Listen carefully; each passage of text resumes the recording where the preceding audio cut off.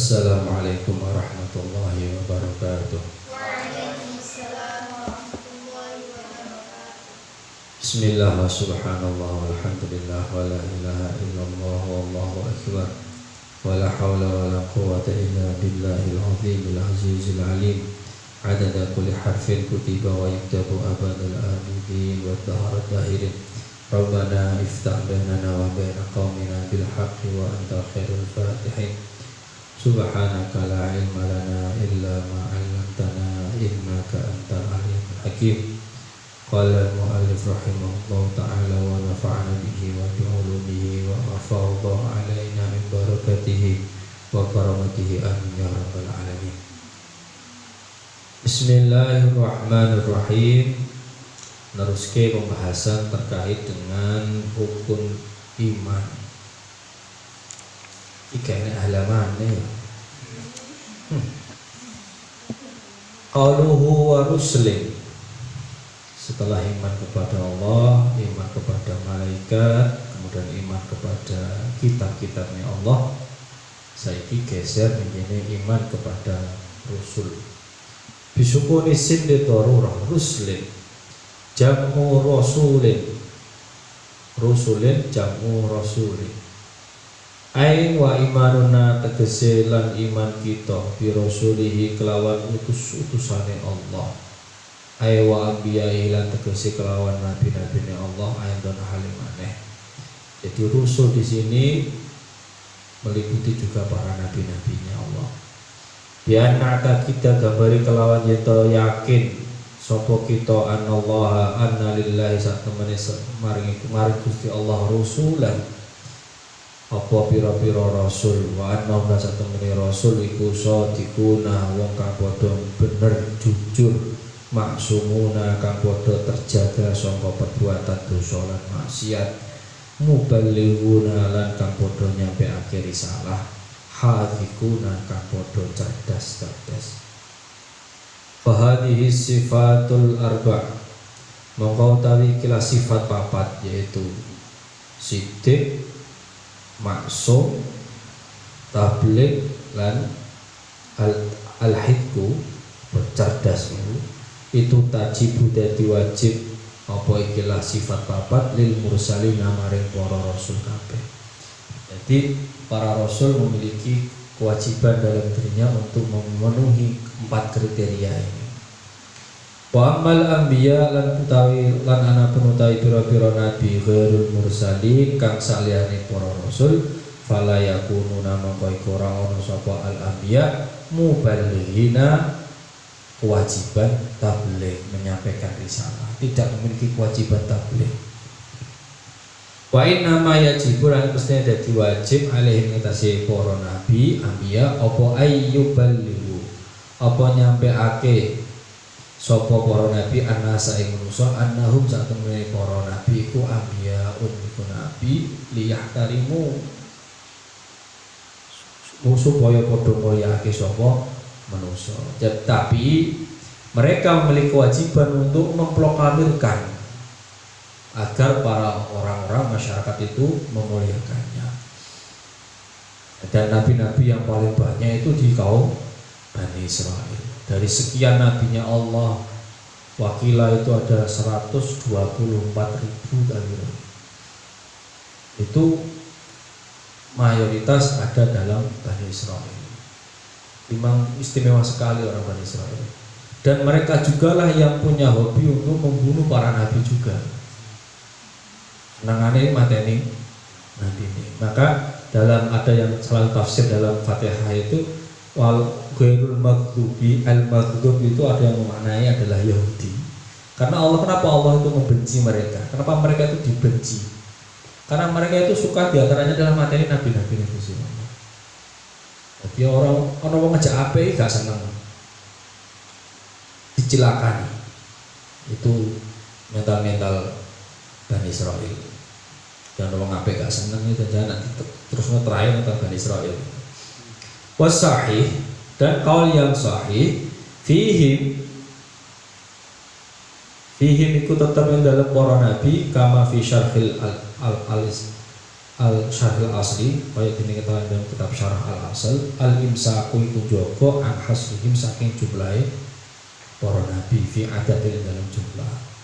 Jadi tidak ada 124.000 itu salah satu kaul saja. Dari kiranya kaul yang lainnya enggak ada batasan. Wallahu a'lam. Nabi itu ada berapa enggak tahu. Jangan-jangan itu maka orang bisa berasumsi semua, berspekulasi semua. Jangan-jangan filosof-filosof itu juga dalam kategori nabi. Orang yang tahu hikmah, orang yang bisa memberikan pelajaran bagi orang lain dan memberikan petunjuk untuk jalan menuju kebenaran secara umum, karena kebenaran itu miliknya Allah. Itu adalah jangan-jangan mereka juga kaum filosof yang dulu-dulu itu kayak Sokrates. Sokrates itu kan diantara sejarahnya kan matinya diracun gara-gara mereka itu tidak menyetujui pandangan Sokrates tentang konsep dewa. Di Sokrates itu muskil, dewa itu nggak mungkin itu Tuhan. Kemudian diperkatakan di sidang, akhirnya dipenjara dan dibunuh dengan minum racun. Sokrates, Brunei, Plato. Jangan kayak Aristoteles itu saja juga nabi-nabi.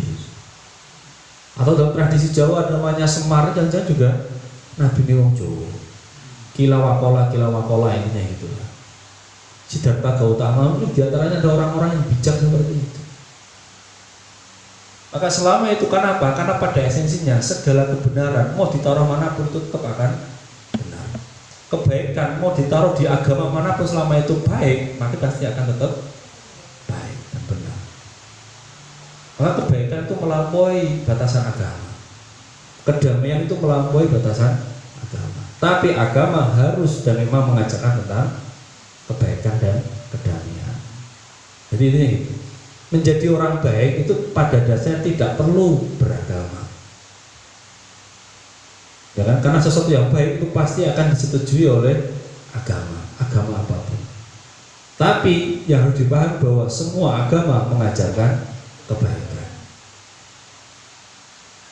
Nah sekarang maka kalau dalam konteks ini ada memang satu pendapat dari seorang filosof muslim namanya Abu Bakar Ar-Razi. Itu mengatakan bahwa orang itu kalau mau ya toh, dia itu meningkatkan daya kualitas nalarnya sampai pada akal mustafa, akal yang bisa mengambil hikmah dalam segala hal itu, yang pasti hasilnya adalah kebaikan. Dia nggak perlu namanya nabi dan rasul, apalagi kita. Jadi pertanyaannya adalah berapa biji orang yang seperti itu? Menalari oleh kabeh. Gitu. Masalahnya bukan soal nalarnya. Nalar itu punya musuh ya namanya nafsu. Nah, kita gagal mendialogkan ini, otomatis bagaimana kita bisa berpikir sehat? Itu diantara yang harus dipahami. Maka kita itu paling enaknya orang itu orang beragama. Tuntunannya jelas, sama-sama menuju kebaikan, sama-sama menuju kebenaran, kebahagiaan abadi, yaitu bertemu dengan Allah. Tapi kita itu perangkatnya banyak. Akal sudah punya sejak lahir ya kan. Soal berguna atau tidak, difungsikan atau tidak itu urusan yang lain. Akal itu kan sama semua. Yang beda itu ukuran otaknya, polonya saja. Ya kan? Faktor X, faktor lain yang bisa menyebabkan kerusakan akalnya. Karena faktor bawaan mungkin ada pengaruh kan, gampang eroran kan masih model ono. Jadi gampang stres kan ada orang seperti itu. Intinya bahwa Allah kasih potensi sama dalam diri manusia, siapapun itu. Dan kita juga dikasih yang namanya kitab. Kebenaran itu bisa melalui wahyu berupa kitab, ya kan? Bisa melalui akal. Bahkan kitab pun masih ada satu lagi yang namanya Rasul yang menjelaskan kitab itu. Apa kurang apa nih awake dhewe itu? Hanya untuk memahami Tuhan, memahami kebenaran, memahami kebaikan, kita itu sudah dibantu dengan 3 perangkat. Akal kita yang harus sehat, kitabnya sudah ada, orang yang jelasin kitab juga sudah dikasih. Mau minta apa lagi? Mau aja tersesat itu agak, kalau memang dorongan diri kita yang ingin nggak mau baik itu ya di mana lagi? Mana dari situ. Fayajibul imanu bihim, maka wajib iman terhadap para nabi dan rasul ijmalan secara global. wa bi anbiya ilan kelawan para nabi mursalin kang diutus mazkuri kang dijelasake fil Qur'an tafsilan secara terperinci. Tapi juga kita harus mengetahui secara terperinci nama-nama nabi dan rasul yang memang diutus oleh Allah dan disebutkan secara lafzi dalam Al-Qur'an. Nabi dan rasul ya. Karena di Quran juga ada penyebutan beberapa orang yang bukan rasul tapi nabi. Meskipun di Quran tidak ada kata masalah Nabi Khidir, tidak ada itu. Di situ dialognya adalah Musa dengan seorang hamba. Ya, hamba di situ. Tapi kilawakola itu adalah Nabi Khidir. Bahkan Khidir bukan rasul tapi nabi. Jadi itu gambaran yang harus dipahami. Meskipun juga nanti ada perdebatan di antara ulama mengenai status nama-nama ini. Nabi Adam, kilawakola ada yang mengatakan bukan rasul. Kalaupun rasul setidaknya hanya untuk keluarganya sendiri, istri dan anak-anaknya dan cucunya. Levelnya cuma itu rasul yang paling enak itu. Ya beres urusan rumah tangga saja yang dikelola itu aja beres itu. Ada yang mengatakan bahwa beliau bukan rasul tapi hanya nabi, tapi karena beliau di awal sebagai muqaddimah, sebagai pengawal al-awal, maka dimasukkan dalam kategori rasul. Jadi jangan dikira tidak selesai. Ulama soal berdebat apakah nabi dan rasul. Bolehkah itu seorang perempuan juga ikut berkontribusi menjadi nabi dan rasul? Itu juga dalam perdebatan juga. Tapi ulama sepakat bahwa rasul itu laki-laki. Rijalan nuhi ilaihim. Itu ada dalam Al-Qur'an itu bahwa rasul itu rijalan nuhi. Jadi harus rijal, laki-laki. Gak usah komplain yang perempuan. Ini hanya soal status fungsi saja. Kualitas orang itu tidak ada dari apakah dia nabi dan rasul.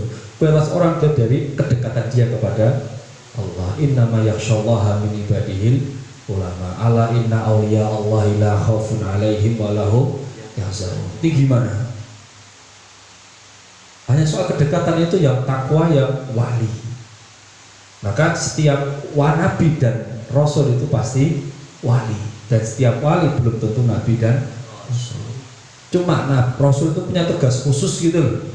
Ibaratnya semua santri Besongo itu adalah kekasihnya Abah sama Umi. Cuma yang pengurus dikasih tambahan tugas itu aja. Kalau sukses ya enak, kalau sukses ya lebih rendah lagi daripada wali-wali yang lainnya gitu. Jadi konteksnya di situ, wali yang punya tugas lebih gitu, tambahin.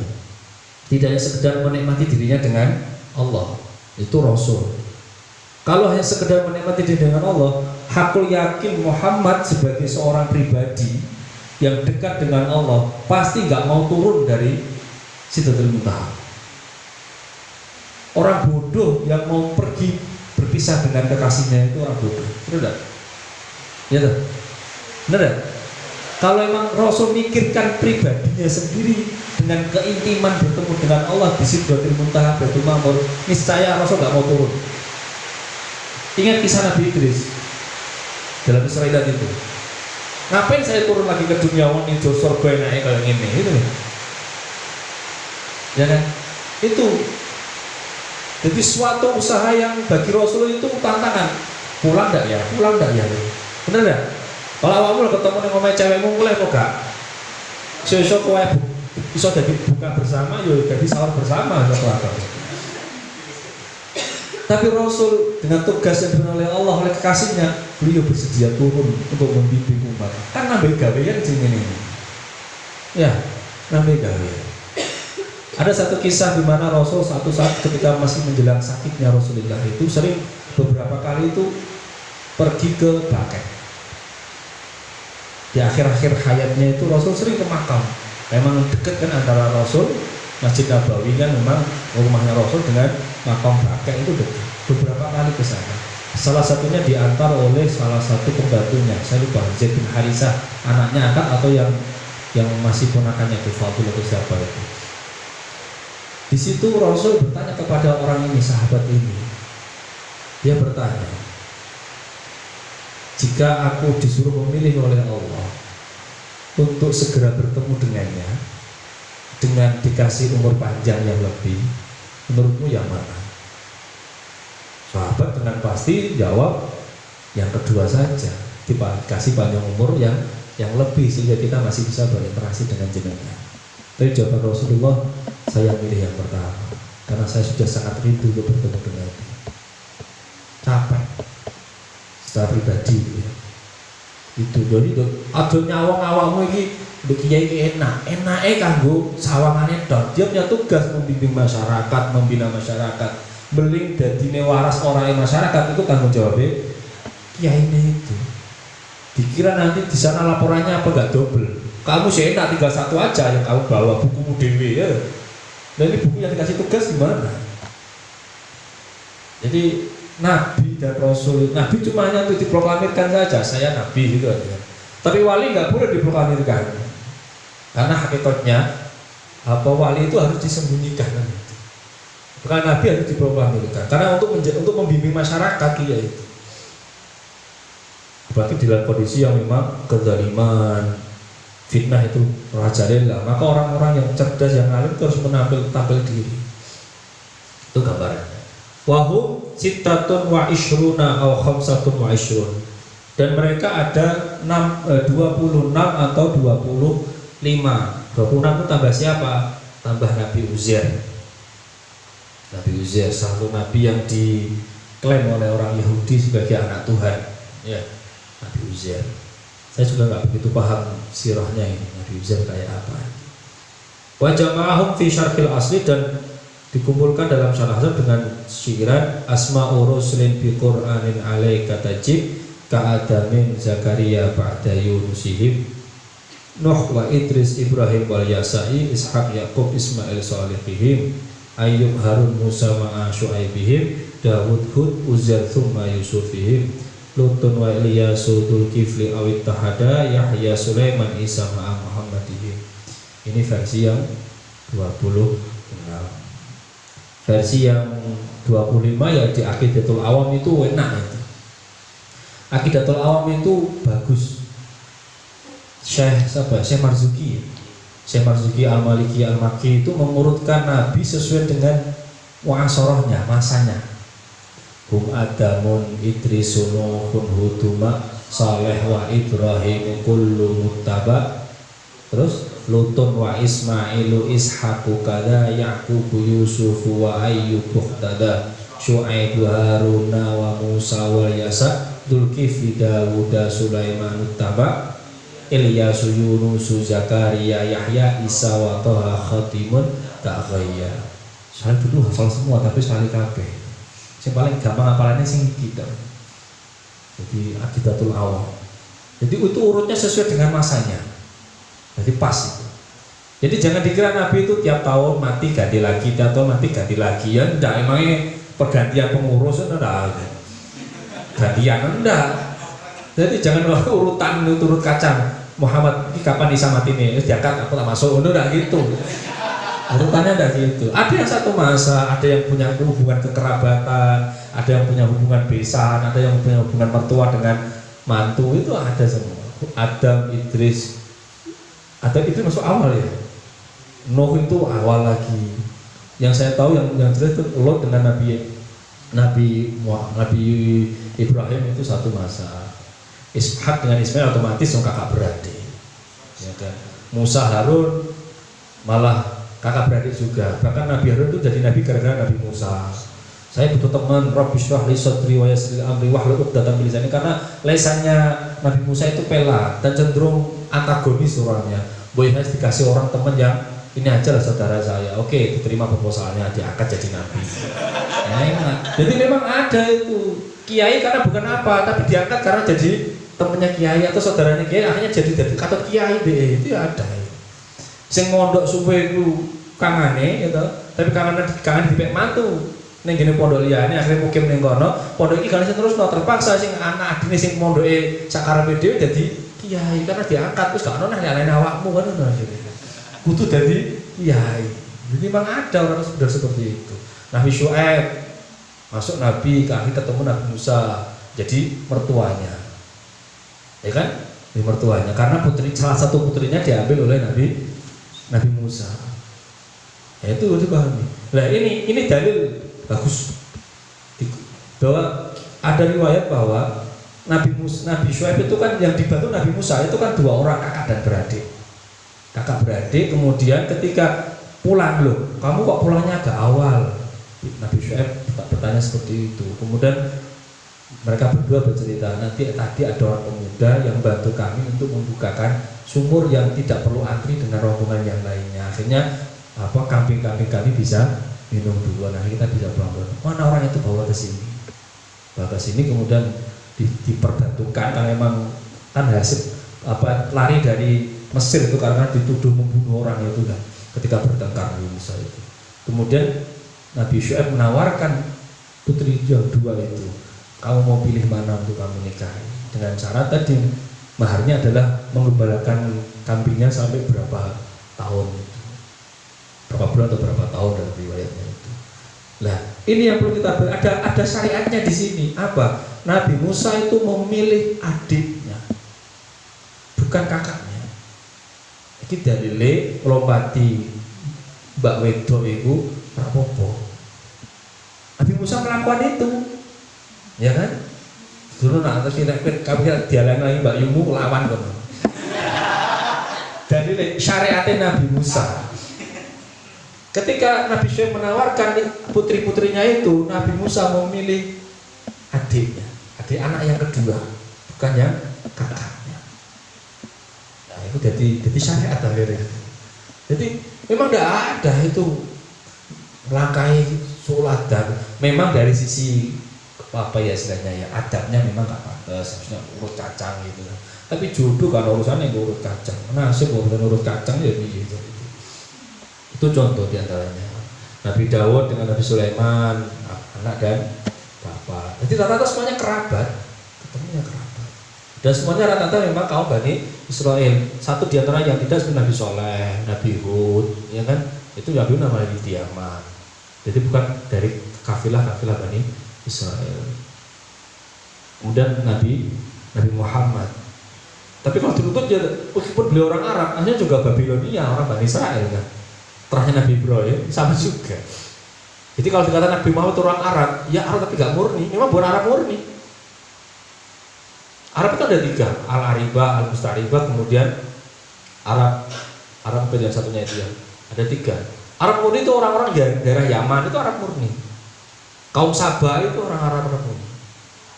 Tapi kalau memang ada orang mengatakan Nabi Muhammad bukan orang Arab, iya, bukan Arab murni, karena Arab percampuran antara Trah Bani Israel dari Ismail ketemu dengan Bani Jurhum, Bani suku yang berdomisili di Mekah, di Ka'bah bersama dengan Siti Hajar saat itu, pelarian dari kawasan Yaman itu.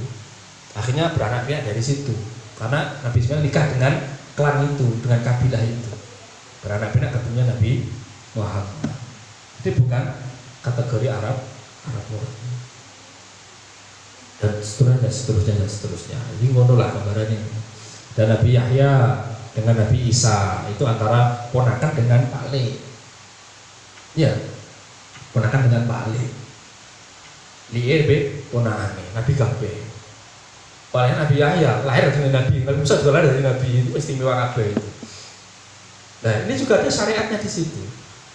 Ketika Nabi Zakaria meminta wasilah, meminta doa agar diberikan anak, yang akhirnya lahirnya adalah Nabi Yahya itu, beliau minta wasilah di mana? Di mihrab yang digunakan untuk tinggalnya Siti Maryam ketika di masjid. Di tempatnya Siti Maryam, tabarukan dengan tempatnya Siti Maryam.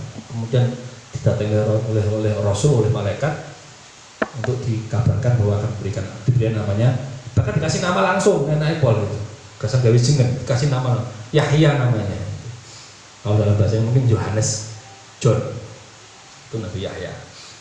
Nabi Isa, Nabi Sulaiman, dan yang lainnya itu gambaran dari kisah-kisah para nabi. Ya sekolah dulu ada kisah-kisah dari 5 nabi atau orang.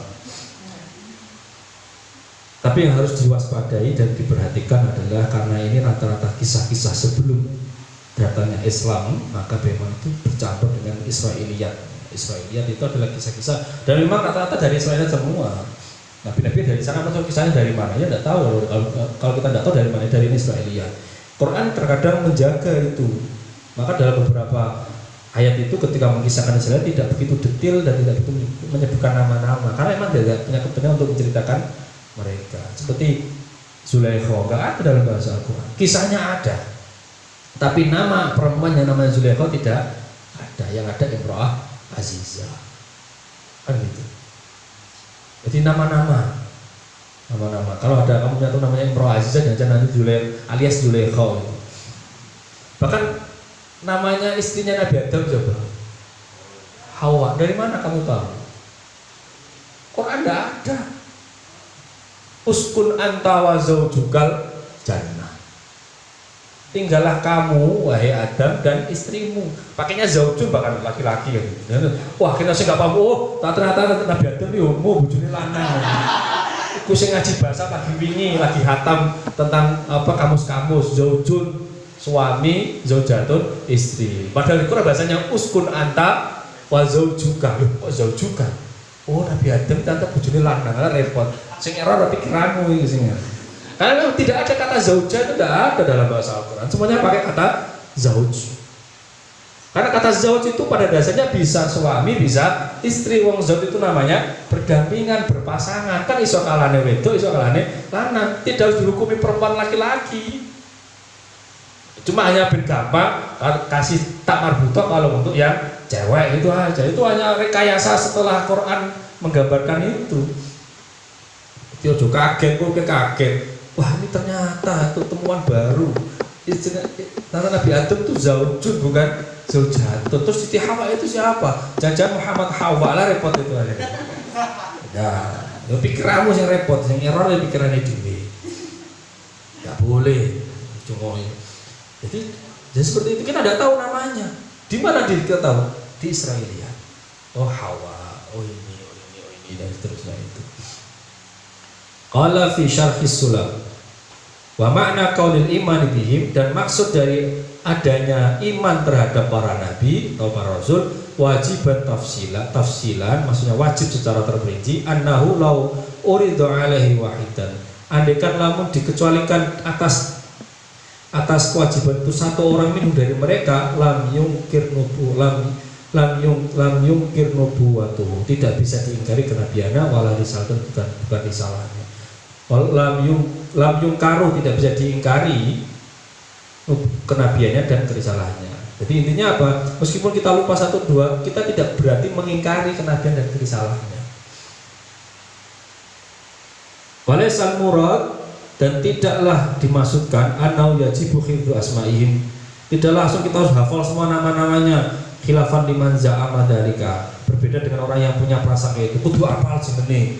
Nah, apa jenenge dosa. Oh, jadi wong lali kuwi.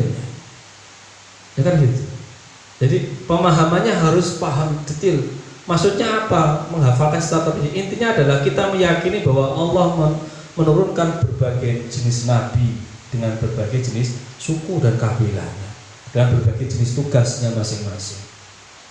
Adapun Quran menjelaskan secara terperinci, oke, kita pahami sebagai bagian dari bentuk keimanan kita dengan cara menghafalkan atau setidaknya tahu nama-nama nabi yang tersuratkan dalam Al-Quran. Bukan berarti kalau lupa kemudian mengingkari kenabiannya, ya udah. Tidak seperti itu gambarannya. Jadi jangan terlalu menghukumi orang seperti itu. Bahkan nabi-nabi yang lainnya kan masih banyak yang tidak tertulis di sini itu. Nabi siapa lagi yang nggak tertulis, yang nggak masyhur itu? Banyak. Daniel, ya kan? Ada Nabi Daniel. Terus apa lagi? Syamun, ada Samson itu. Daniel itu. Bahkan ada satu, saya tuh punya PDF Kitab Daniel. Kitabnya Nabi Daniel. Jadi di dalamnya ternyata itu kayak ini, kayak mujarabah kalau orang Jawa itu. Jadi bagaimana? Jadi kalau ada mau sakit ini pakai obat-obatan yang tradisional herbal itu, atau ada kayak hizibnya atau jimat-jimat itu. Itu kayak tradisi seperti itu. Kitab Daniel namanya. Saya nggak sengaja download itu, ternyata di dalamnya seperti itu. Ini masih berupa foto, jadi bukan sudah cetakan seperti itu, foto manuskrip kitab gitu. Jadi banyak yang terpotong. Tak paham satu-satu. Kayak mujarabah ya, kayak primbon gitu.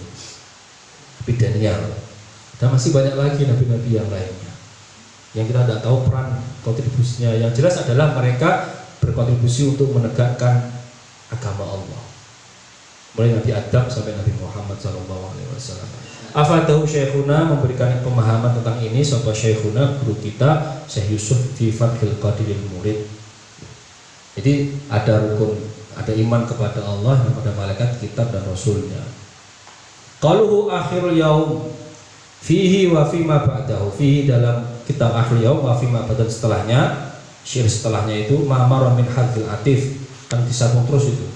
Tidak ada wawunya atofnya. Akhirul yaumil qadar fa khairu wa syarru mimman qadar, tidak ada wawunya. Maksudnya secara terus adalah atof, tapi yang dibuang atau huruf atofnya.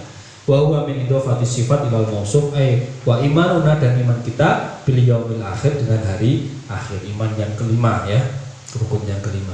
Bi an nusaddiqa gambar kawon yen yakin sapa kita biwujudi kelawan anane hari akhir, wa bi jami'i ma lan kelawan sekabehane perkara istamala kang mengku yang meliputi hari atas hari akhir, seperti al hasyar, penggiringan dalam satu tempat ke mahsyar, wal hisab, hari perhitungan, wal jaza, hari pembalasan, wal jannah wan nar, dan surga dan neraka. Summiya bidzalika, dimaksudkan dengan nama yaumul akhir li'annahu la laila ba'dahu wa la nahar, karena di situ tidak ada malam, tidak ada siang. Waktu itu sudah dimiliki oleh waktunya Allah. Al-awwal, al-akhir, al-zahir, al-batin, semua jadi satu. Kalau ini waktunya kan kita enggak. Waktu kita terbagi. Apa? Kemarin, sekarang, dan besok. Di besok tidak ada waktu itu. Semuanya waktunya milik Allah. Kalau waktu milik Allah, ya Allah yang tahu waktu itu. Tidak ada waktu selain waktunya Allah.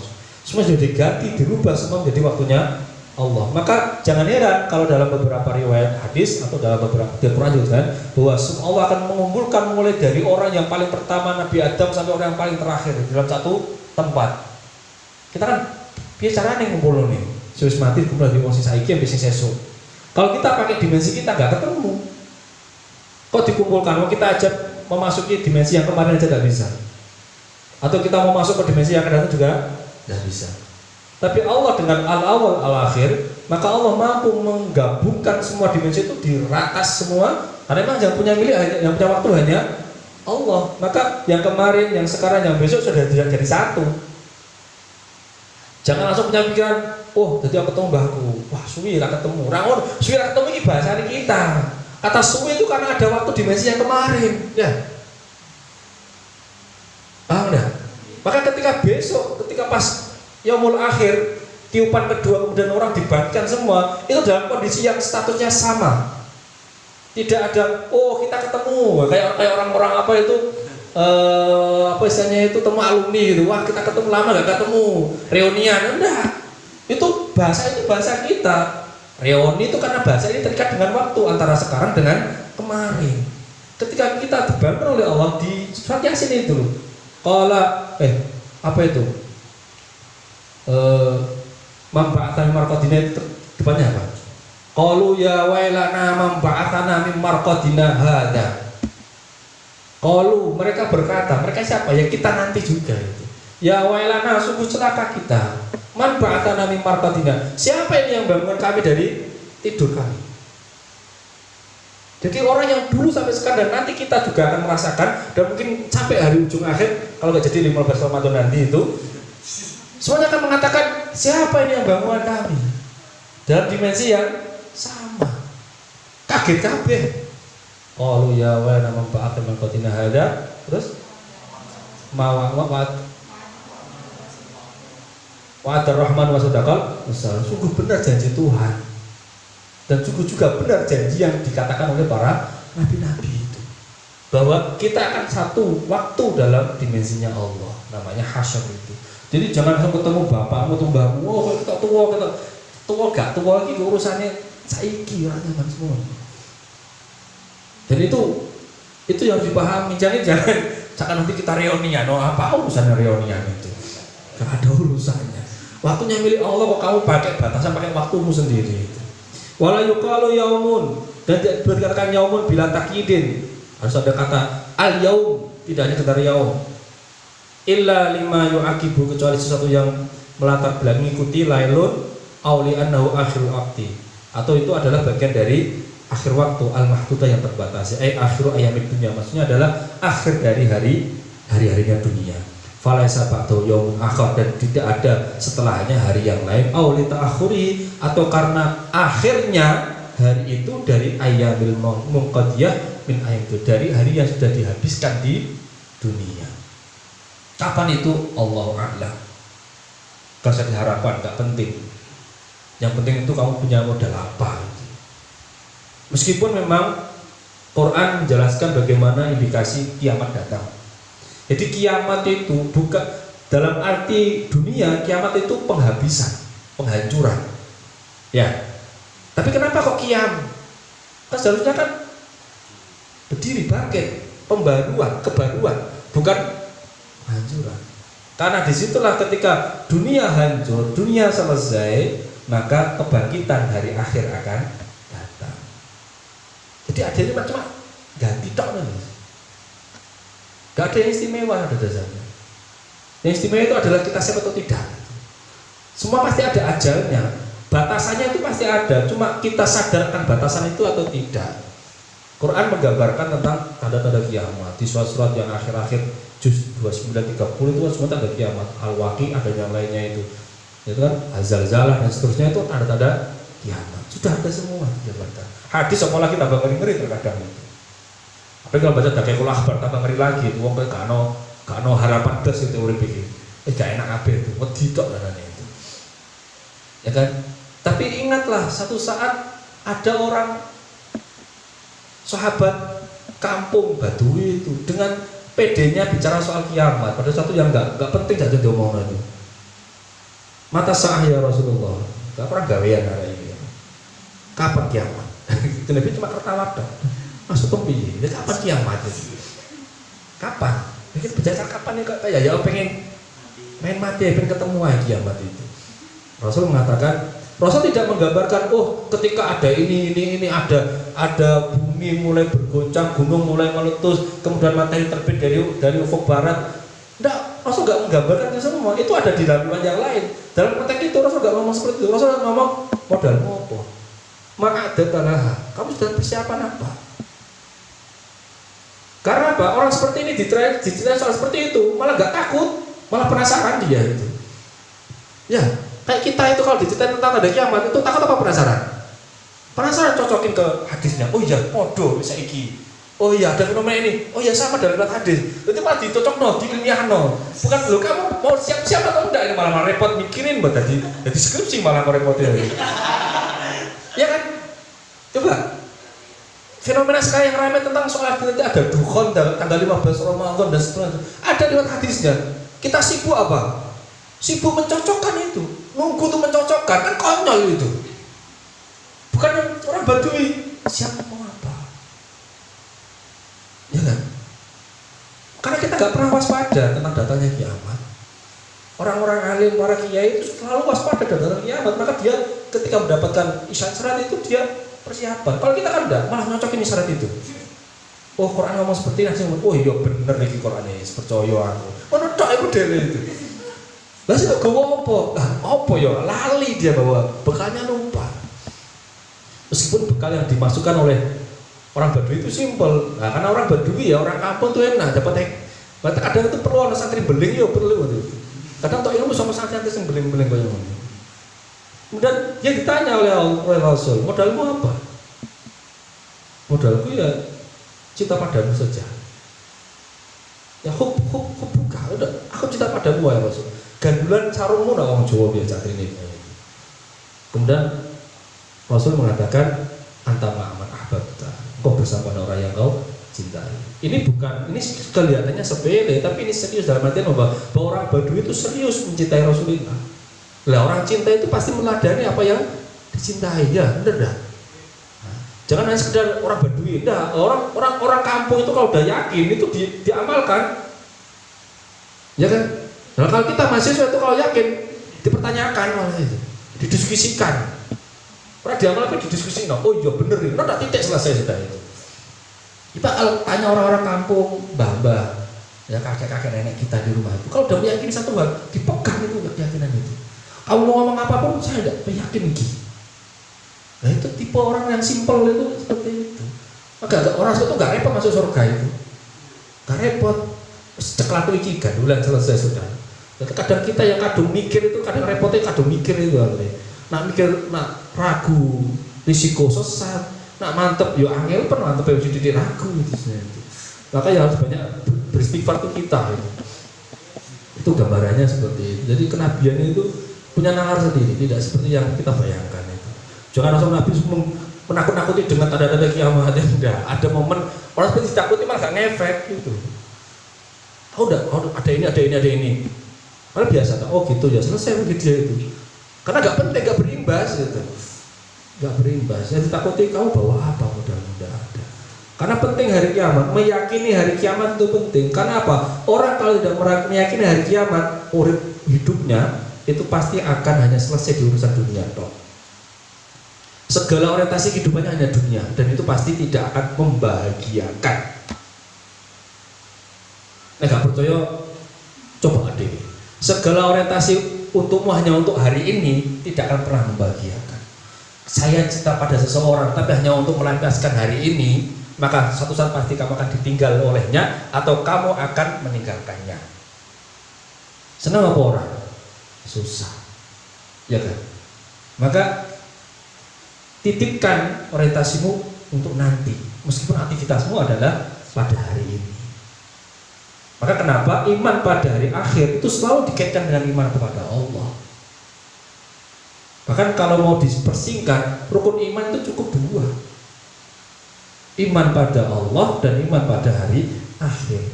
Iman pada malaikat, kitab, rasul dan qadar itu satu paket iman kepada Allah, ya kan? Kan kalau iman pada Allah, maka harus iman pada hal yang diperintahkan, yang disabdakan oleh Allah. Allah bilang ada malaikat, kita harus juga iman oleh Allah mengatakan, ya kan? Maka ada banyak hadis itu, mangkana yuminu billahi wa yaumil akhir, itu ada berapa itu hadis yang mangkana yuminu billahi wa yaumil akhir? Banyak sekali itu. Barang siapa yang beriman, ya kan, dengan Allah dan hari akhir. Tidak ada beriman pada Allah, kitab, rasul, malaikat lengkap, itu nggak ada itu. Kenapa? Dimensi ini yang paling penting. Beriman kepada Allah meneguhkan potensi niat kita hanya untuk Allah, bukan untuk urusan duniawi. Hari akhir untuk menyadari bahwa kita tidak akan abadi di sini. Ini hanya titipan yang harus kita kelola dengan baik. Itu esensi iman pada hari dari akhir. Wa awaluhu, dan awal dari hari akhir, minan nafhatis saniyah, dari tiupan kedua, ila malayatana, sampai tidak ada penutupnya. Jadi awal dari hari akhir itu adalah tiupan keduanya Israfil. Tiupan pertama itu urusan dunia selesai. Ya kan, selesai semua itu. Bahkan yang paling terakhir itu adalah Israfil dengan Jibril. Israfil dengan Jibril yang terakhir itu. Ketika Israfil lapor kepada Allah, sudah selesai semua, masa sudah saya selesaikan semua tugasnya, masih ada siapa yang tertinggal? Ya kamu yang tertinggal. Oh iya, saya lupa. Akhirnya Israfil juga selesai, menurut Allah itu yang membangkitkan semuanya. Jadi selesai itu di situ. Nafhatul tsaniyah ilamaya wa huwa al-haq, dan itu adalah kebenaran. Iman pada hari akhir adalah kebenaran. Al-haq di sini dalam konteks adalah kebenaran yang tidak membutuhkan apa istilahnya, pertanyaan atau negasi. Kebenaran absolut, kebenaran mutlak. Kebenaran mutlak itu mau ditaruh mana itu pasti benar ya. Ya kan? Sama dengan kematian, itu kebenarannya absolut mutlak. Anda mau suka mati ya bakal mati, Anda gak suka mati ya mesti mati. Saya gak percaya kematian, jarno yang susah mati diri. Karena kebenarannya tidak bisa dibantah. Nah Allah juga sama, Allah itu al-haq. Anda mau percaya Allah, Allah tetap ada. Anda gak mau percaya Allah, Allah juga. Wa man sya'af falyakfur, wa man sya'af falyu'min. Itu terserah, tidak berimbas pada diri Allah sendiri. Jadi kematian juga sama seperti itu. Maka kenapa al-mautu haqqun gitu kan? Kematian itu hak.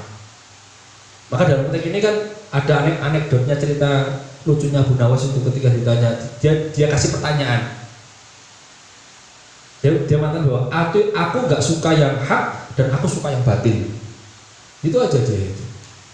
Itu loh, orang kan harusnya suka yang hak dan tidak suka yang batil. Tapi aku suka yang hak dan aku tidak suka yang batil.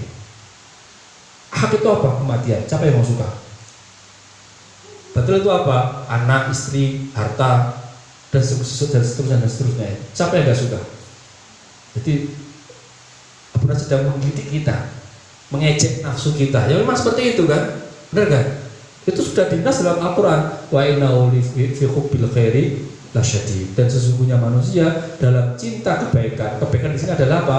Ai al-mata', harta duniawi itu lasyadid, mesti gila. Jadi gila harta, gila dunia itu adalah fitrah dan naturalnya manusia. Innal insana khuliqa halu'a. Manusia itu dibuat ngewoi. Idza massahu syarru jazua. Ketika dia sedang tertimpa ketidakenaan, dia berteriak-teriak. Wa idza massahu khairu, tapi ketika dia sedang menikmati sebuah anugerah, manu'a. Dia menghalangi, menutupi diri untuk bersyukur. Benar enggak? Benar enggak? Atau kebalik itu? Kebalik enggak? Benar enggak?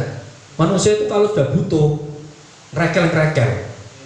Ya, bahkan Tuhan ditantang, mana keadilanmu gitu kan. Maksudnya para ini piye kan? Nanti lagi error mesti orang seperti itu.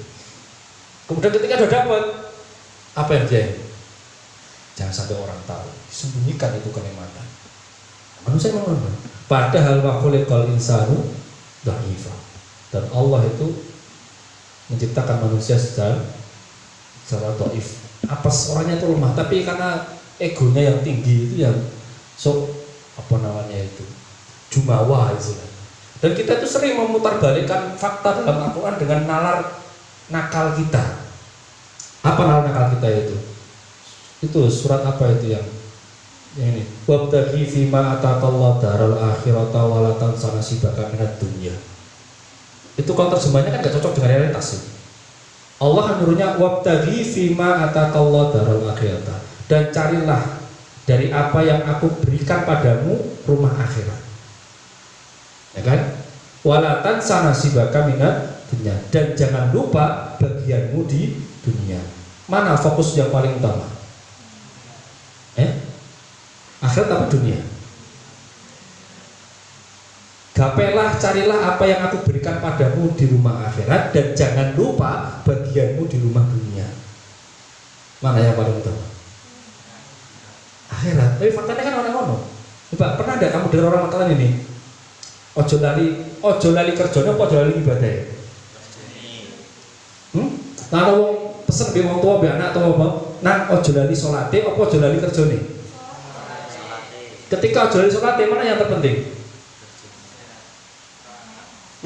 Kerjane. Kerja lah sing terus, tapi ojo lali salate. Tapi Quran mengatakan akhirat mah yang terus, jangan lupa dunianya. Tapi kita kan enggak. Sinau sesergel yo nak, tapi aja lali dikire tahajud. Tahajud itu hanya aksesoris atau bonusnya saja atau pelengkap saja. Nah kan kita sama menistakan Al-Quran itu. Wong Quran dawuhe kon fokus ning akhirat aja lali dunyane. Tapi pesene wong tua malah aja lali salate yo, aja lali dungane. Donga itu nomor sekian dari usaha duniawinya. Repot itu. Oh jajan gak awet ya, gak dijen, Mustafa beberapa mau kualat Gusti Allah, pencilaan. Gak ada orang mau tua, nah ojo lali kerjane yo, jarang ya. Ojo lali ikhtiar, begawe, nyambung nyawa, kan udah seperti itu. Gak ada, yang ada itu ojo lali poso, ojo lali sholat. Karena itu pasti lali soalnya mesti itu. Karena fokus nih gini, dunia. Nah itu karena perlunya akhirat tuh di sana untuk mengingatkan itu semua. Qaluhu al-qadar. Wallahu a'lam bishawab. Wal afu minkum. Wassalamualaikum warahmatullahi wabarakatuh.